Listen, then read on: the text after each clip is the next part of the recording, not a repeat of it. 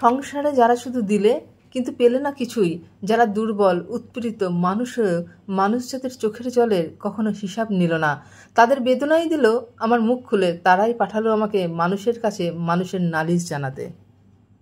এই উক্তিটি লেখা বিখ্যাত কথাসাহিত্যিক শরৎচন্দ্র চট্টোপাধ্যায়ের।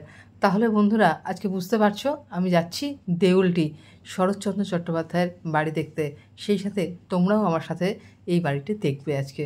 তাহলে চলো, দেউলটি শরৎচন্দ্র চট্টোপাধ্যায়ের বাড়ি। ট্রেন থেকে নেমে ওভারব্রিজে উঠে 1 নম্বর প্ল্যাটফর্মের দিকে যেতে হবে। এই হচ্ছে 1 নম্বর প্ল্যাটফর্মের দিকে যাওয়ার রাস্তা। 1 নম্বর প্ল্যাটফর্ম থেকে বেরিয়ে গোধূলির আলো গায়ে মেখে চললাম গন্তব্য সামনে, তাই এই রাস্তা ধরে এগিয়ে এলাম উপরে বাস যাওয়ার রাস্তা। আর ঠিক এই শেডটা দিয়ে নিচে গেলে ওই সামনে দাঁড়িয়ে আছে টোটো। এখান থেকে টোটো ভাড়া 30 টাকা, সোজা কথাসাহিত্যিকের বাড়ি অবধি। 16ই এপ্রিল 2024 এই প্রচণ্ড গরমের দাবদাহকে উপেক্ষা করে চলেছি সেই কথাসাহিত্যিকের বাড়ি, যার লেখা শ্রীকান্ত কৈশোরের প্রথম উন্মাদনা আর দেবদাস যৌবনের প্রথম প্রেম। তার বাড়ি যাওয়ার এই রাস্তা যেন মনে হচ্ছে কোনো শিল্পীর চিত্রপটে আঁকা। তার গল্প, রামের সুমতি, বিন্দুর ছেলে, অভাগী স্বর্গ, মহেশ সব মনে পড়ে যাচ্ছে। ভাবতে ভাবতেই তার বাড়ির সামনে এসে উপস্থিত হয়েছি। কি যে ভালো লাগছে আমি বলে বোঝাতে পারবো না। হৃদয়ে লালিত বহুদিনের স্বপ্ন যখন বাস্তবের মুখোমুখি হয়, তখন এই উপলব্ধিটা ব্যাখ্যা করা খুব কঠিন হয়ে যায়। ফাইনালি চলে এসেছি শরৎচন্দ্র চট্টোপাধ্যায়ের বাড়ি, যার জীবনের প্রেরণাতে নিজের প্রেরণা পাওয়ার সেই কথাসাহিত্যিকের বাড়িতে না এসে পারলাম না। হিরণময়ী দেবীকে নিয়ে কথাসাহিত্যিক তার জীবনের শেষ কয়েকটা বছর এখানেই কাটিয়েছেন। তার পিতার নাম মতিলাল চট্টোপাধ্যায় আর মাতার নাম ভুবনমোহিনী দেবী। শরৎচন্দ্রের ডাকনাম ছিল ন্যাড়া। শরৎচন্দ্র চট্টোপাধ্যায়ের বেশ অধিকাংশ শৈশব কেটেছে ভাগলপুরে তার মামার বাড়িতে। বাড়ির উঠোনে যে গাছের গুঁড়িটা দেখা যাচ্ছে সেটা শরৎবাবুর নিজের হাতে রোপণ করা একটি পেয়ারা গাছ ছিল। এই বাড়ি গেট দিয়ে ঢুকে বাঁ দিকেই রয়েছে ওনার স্থাপিত একটি মূর্তি। অসাধারণ সুন্দর জায়গাটা, সবুজে ঘেরা রূপনারায়ণ নদের তীরে মনোরম পরিবেশে অবস্থিত, এই জন্য এক সুন্দর বাগান বাড়ি। যখন খেতে দিতেন মাছগুলোকে ডাকতেন, কার্তিককে ডাকলে কার্তিক আসতো, গণেশকে ডাকলে গণেশ আসতো, মাছ রামের সুমতি। সামনে চেয়ারটা লক্ষ্য রাখুন, চেয়ারটা বসতেন, টেবিলে খাতা রাখতেন, আর সোজা যে জানলাটা দেখতেন জানলাটা খোলা থাকতো। আগে বাসঘাট পাঁচিলটা ছিল না, রূপনারায়ণ নদী ক্ষেত দিয়ে বইতো। 2 নম্বর র্যাকে লক্ষ্য রাখুন, সাদা সুতো দিয়ে কাঁচটা বাঁধা ওনার জুতো আছে। ইজি চারি কনে লক্ষ্য রাখুন ওনার লাঠি। আর ইজি চেয়ার ওনার নিচে যে মৃত্যুশয্যা ছবিটা দেখছেন শরৎচন্দ্রের, যেটা পক্ষের স্ত্রী হিরণময়ী দেবী। শরৎচন্দ্রের মৃত্যুর পরও উনি এই বাড়িতে 23টা বছর কাটিয়েছিলেন। 100 বছর আগের ঘড়ি, একদিন দম দিলে 7 দিন চলবে। কনে লক্ষ্য রাখুন, ওটা গড়গড়া তামা খেতেন। তার পাশে যে বাক্সটা দেখছেন ওটা ভালসের রেডিও।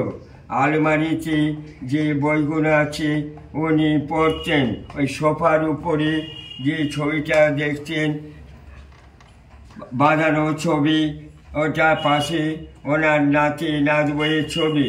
ওনারা কলকাতা কসবায় থাকেন, বিজন সেতু বাজার। আয়নাটা লক্ষ্য রাখুন, ওটা সেই সময় বেলজিয়াম কাঁচের আয়না। সোফাটায় উনি বসতেন। ঘরগুলো দেখা শেষ করে বাঁ দিকের একটা ঘরে দেখলাম ওনাদের কুলদেবতার মূর্তি রাধাকৃষ্ণ। এই জায়গাটি দেখলে মনে পড়ে যায় বিরাজ বউ, মেজদিদি, চন্দ্রনাথ, বৈকুণ্ঠের উইল, নিষ্কৃতি, আরও অনেক কিছু। শহরের কোলাহলে পাখির ডাক শুনতে ভুলেই গেছি। সেই কবে এত সুন্দরভাবে, এত একাত্মভাবে পাখির ডাক শুনেছি মনে করতে পারছি না। দেওয়ালে টাঙানো এই ছবিটা বলে দিচ্ছে তিনি কত শৌখিন ছিলেন। কি কি অসাধারণ সুন্দর জায়গায় বসে বসে লিখতেন। সত্যি কড়িকাঠ মনে হচ্ছে ছুঁয়ে দেখি এখানেই তিনি কোথাও আছেন। গল্প উপন্যাস বাদ দিয়েও শরৎবাবুর লেখা প্রবন্ধ, নারীর মূল্য, স্বরাজ সাধনায় নারী, স্মৃতিকথা, ভবিষ্যৎ বঙ্গ সাহিত্য, গুরু শিষ্য সংবাদ, সাহিত্যে আর্ট ও দুর্নীতি, ভারতীয় উচ্চ সঙ্গীত, এগুলো লেখাগুলো পড়লেই বোঝা যায় তিনি কত উচ্চমাপের মানুষ ছিলেন। 1977 সালে স্বামী চলচ্চিত্রের জন্য ফিল্মফেয়ার সেরা লেখকের পুরস্কার পান। এছাড়া শ্রীকান্ত, দত্তা, বিন্দুর ছেলে অবলম্বনে 1971 সালে বিখ্যাত চলচ্চিত্র তৈরি হয়েছিল। উপর থেকে নিচে এসে এবার যাচ্ছি যেখানে শরৎবাবুর চিতাভস্ম রাখা আছে সেই স্থানে। এ যেন এক মন্দিরের মতো। শরৎচন্দ্র চট্টোপাধ্যায়, হিরণময়ী দেবী ও স্বামী বেদানন্দের স্মৃতিসৌধ এখানে আছে। দেউলটি এসে রূপনারায়ণের পাড়ে যাব না তা কি হয়? এই রাস্তা দিয়ে চলো রূপনারায়ণ। অসাধারণ সুন্দর লাগছে। আর বিকেল দেখেছি কিন্তু কোনোদিন গোধূলি দেখিনি। আজ তারই সন্ধিক্ষণে দাঁড়িয়ে। এটা শরৎবাবুর নামে তৈরি হওয়া প্রাইমারি স্কুল। গাইস, দারুণ লাগছে। জীবনে প্রথম শরৎচন্দ্রের বাড়ি দেখলাম। এই অভিজ্ঞতা তোমাদের সাথে শেয়ার করতে পেরে আমার খুব ভালো লাগছে। আর আমার ভিডিওটা যদি ভালো লেগে থাকে তাহলে লাইক, শেয়ার, সাবস্ক্রাইব করে দিও প্লিজ। কারণ প্রচণ্ড গরমে তো কতখানি মনের অদম্য ইচ্ছা থাকলে আজকের দিনে এখানে আসা যায় সেটা নিশ্চয়ই তোমরা বুঝতে পারছো।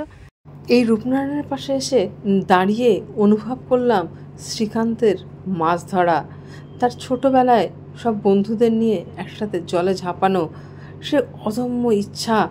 অসাধারণ সুন্দর লাগছে। আর গোধূলির আলো, আহা, আজকের দিনটা যেন অসাধারণ হয়ে রইল জীবন পাতায়। স্থানীয় মানুষেরা প্রতিদিন বিকেলে এখানে এসে ভিড় জমান।